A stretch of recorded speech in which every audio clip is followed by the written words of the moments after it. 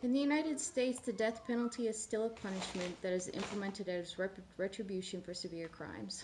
Although the rate of deaths by capital punishment has drastically fallen since its peak in 1999, the Death Penalty Information Center stated in December of 2019 that there has still been an average of 37 deaths per year over the last decade. Since 1976, the total number of executions comes out to an astonishing 1,512 people. They also reported that in 2017, 81 people were removed from death row, either from having their sentences reversed or just by having their death sentences commuted. We have seen time and time again where a person is wrongfully convicted of a crime and spends years of their life in jail before being released and having their sentence overturned. The death penalty is an outdated and inhumane means of sentencing people. According to utilitarian ethics standards, all actions should be made to benefit the greatest amount of people as possible.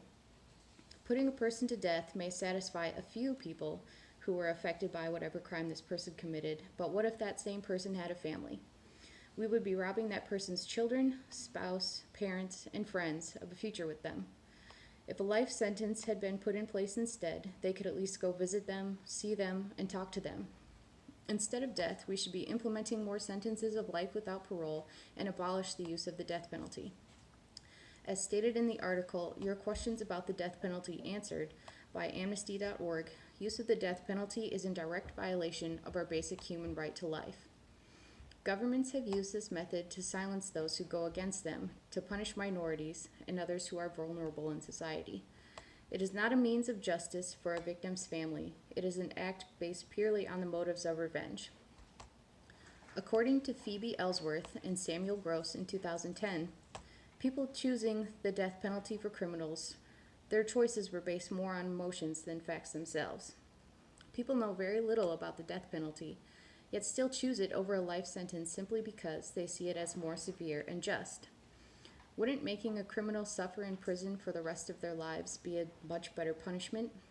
To sit in a small cubicle with no windows or privacy, being served the same meal 3 times a day, no freedom to go outside, just going through the same monotony day after day and year after year, be a much worse?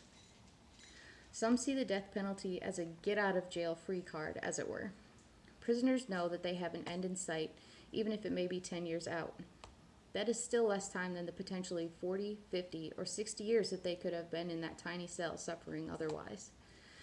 In 2018, Ben Bryant published an article detailing how many different forms of the death penalty are carried out. The state of Utah is the only state that still uses a firing squad, the most recent case being in 2010. Lethal injection, however, is the most common form used, with the first case being right here in Texas in 1982, thus replacing the electric chair. First, the inmate is strapped down to a table while an IV is placed and the drug midazolam is used to sedate them. Then mercurium bromide is pushed to paralyze the muscles, while lastly, potassium chloride is delivered and effectively stops the heart. In 2014, the Ohio execution of Dennis McGuire was seen gasping for air for 13 minutes of the total 24-minute process of his execution. Bryant also cites that in other cases of lethal injection, the inmate has been seen convulsing or choking in an involuntary manner, leading many to wonder how effective the 3-drug combination actually is. Should an inmate still be conscious at the time of delivery of the potassium chloride, it is said to feel like liquid fire is racing through your veins as it enters your heart. Karen McInnes wrote in June of 2019 that 29 of the United States still practice the death penalty, with Nebraska having outlawed it in 2015 and then reversing that decision 1 year later in a statewide vote in 2016. Of these 29 states, 16 of them allow for a second means of execution other than lethal injection if the offender requests them, such as electrocution, lethal gas, firing squad, hanging, and nitrogen hypoxia.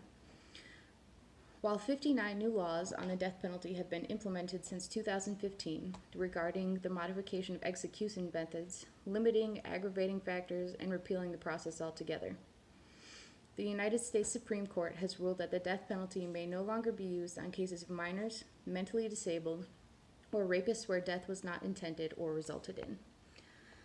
Shouldn't the fact alone that it violates our basic human rights to life be enough to end this archaic practice? The fact sheet from the Death Penalty Information Center, which was last updated in December of this year, points out that from 2000 to 2011, there were an average of 5 exonerations a year from death row.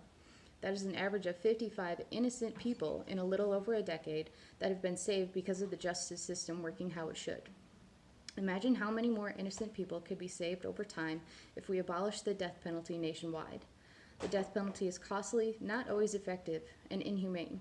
We as a country need to face the facts and be rid of the capital punishment.